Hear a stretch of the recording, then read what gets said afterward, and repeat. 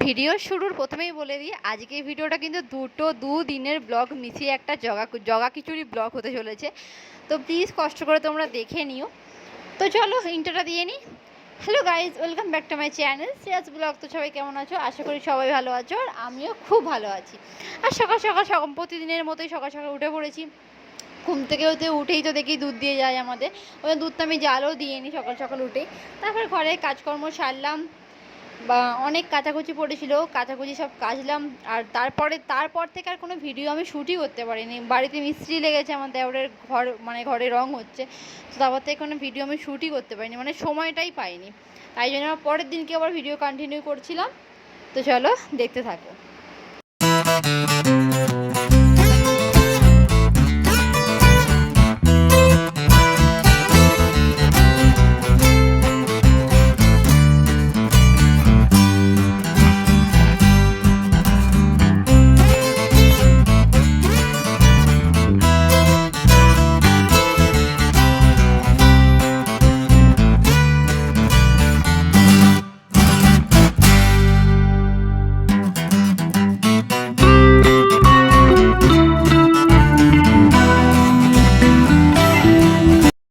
আর এখানে আমার সব কাজকর্ম সারতে দেখি আমার চিটি সোনা উঠে পড়েছে। আমি উঠবো হয়তো 6:30, ও তার আধ ঘন্টা পরে উঠে পড়বে। মোট কথা আমিও পাশে যদি শুয়ে থাকি তাহলেও ঘুমাবে, কিন্তু আমি যদি উঠে পড়ি ও আর হারগিজ ঘুমাবে না, ও ঠিক উঠে পড়বেই। তো উঠে পড়ে যখন আমি ফ্রেশ করিয়ে দিলাম একটু, তারপর খাইয়ে দিলাম। তো তারপর থেকে আর কোনো ভিডিও শ্যুট করিনি, আবার পরের দিনের ভিডিও ক্লিপ নিয়ে আসছি। চলো, যেহেতু কালকে সব কাচাকুচি সেরে ফেলেছিলাম, তো আজকে ওই জন্য কোনো কাচাকুচি নেই। তো ওই জন্য সকাল সকাল শ্যাম্পু করে নিয়েছিলাম, আর একদম ফ্রেশ হয়ে গেছে। চিটি কিন্তু এখনও পর্যন্ত ওঠেনি, ঠিক আছে? ও কখনো উঠে পড়ে তাড়াতাড়ি, আবার কোনোদিন তাড়াতাড়ি ওঠে না, কিন্তু আজ কিন্তু তাড়াতাড়ি ওঠেনি। ওই জন্যই আমি পুরো একদম রান্নাঘরে চলে গেছিলাম চা করতে। চা খাবো, মিস্ত্রিদেরকে চা দেবো, আমি খাবো, দেওরকে চা দেবো। তো ওই জন্য চলে গেছিলাম। আর এইটা কিন্তু আমার নতুন নাইটি, আমার পয়লা বৈশাখে কিন্তু আমার মা আমাকে দিয়েছিল। একটা তো ভাঙা হয়ে গেছে, আর একটা ভেবেছিলাম তুলে রাখবো, যে ঘুরতে গেলে পরবো, মানে খুব তাড়াতাড়ি তো আমরা ঘুরতে যাচ্ছি, তো সেখানে গেলে পরবো। তো নাইটি আমি না ঠিক তুলে রাখতে পারি না, আমি একবার না একবার ঠিক পরে ফেলবই। আমার নাইটি তুলে রাখতে একদম মন চায় না।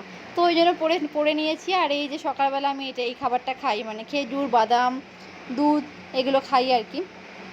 এত খাচ্ছি যাচ্ছে কোথায়, একটু তো শরীরে মাংস হচ্ছে না। সবাই বলছে রোগা হয়ে গেছি, শুকিয়ে গেছি। আমি কি করব, আমি শুকিয়ে গেছি। তো যাই হোক, চলো রান্নাঘরে যাই, কোটাকুটি করতে হবে, রান্না বসবে।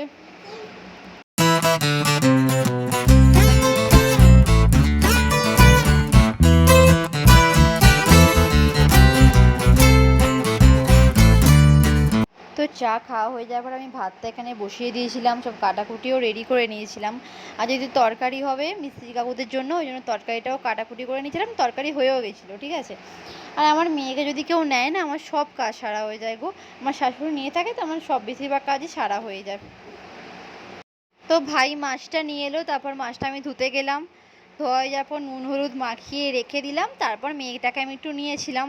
তারপর শাশুড়ি মা যেই রান্নাগুলো বাকি ছিল সেগুলো করে ফেললো চটপট করে। তারপর চিটি যেহেতু খাবে তাড়াতাড়ি, তো ওই জন্য তাড়াতাড়ি রান্নাবান্নাও সেরে ফেললো। আর আমার দেওরের ঘরে তো রং হচ্ছিলো, বললাম তোমাদেরকে। প্রথমে এই সাদা কি পট্টি বলে জানি না, তো এটা করছিল, তারপর রং হবে। আর রংটা আমি বলেছিলাম যে হলুদের সাথে কি মা হলুদের সাথে সি গ্রিন কালার করতে। ওই কালারটা না খুব ভাল লাগে আমার, ঠিক আছে। আমার ঘরে তো ওরকম কালার নেই, আমার পিঙ্ক কালারটা অতটা ভালো লাগে না, কি বিচ্ছিরি কালার আমার ঘরেরটা, আমার একদম পছন্দ না। কিন্তু ওই সি গ্রিন কালারের সাথে যদি হলুদ কালারটা না দারুণ লাগে, ঠিক আছে। তো ওটাই বলেছিলাম করতে, আর ওটাই করেছে। ওদেরকে পরে দেখাচ্ছি, দাঁড়াও।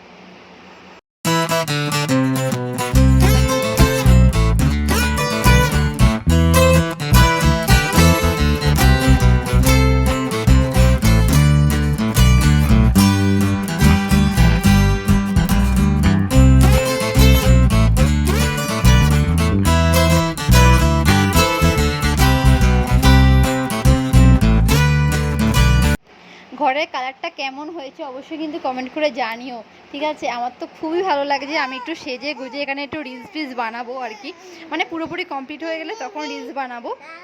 আর এই যে এখানে রান্না হয়েছে ঢেঁড়স আলুর তরকারি পুঁটি মাছ দিয়ে, তারপর হচ্ছে মাছের টক, মাছের ঝাল, তারপর দাঁড়াও দেখে বলছি, আর আলু ভাজা হয়েছে। তো এইগুলোই রান্না হয়েছে আজকে। শাক ভাজা হয়েছে। তো চলো মেয়েকে খাইয়ে নিই, আমিও খেয়ে নিই, তারপর আবার পরে আসছি। তো খাওয়া দাওয়ার পর চিটিকে নিয়ে একটা লম্বা রেস্ট নিচ্ছিলাম আর কি। সব কাজকর্ম সেরে জল আনতে গেলাম, বাসন মাজলাম, তারপর একটু ঘুমিয়ে টুমিয়ে ঘুম থেকে উঠে মেয়েকে খাইয়ে দাইয়ে, যেহেতু আজকে আমার বাবা আসেনি সেহেতু আমি একটু নিয়ে ওকে ঘুরতে বেরিয়েছিলাম। ও ঠাকুমা একটু নিয়ে গেছিলো, তারপরে আমি একটু নিয়ে বেরিয়েছিলাম।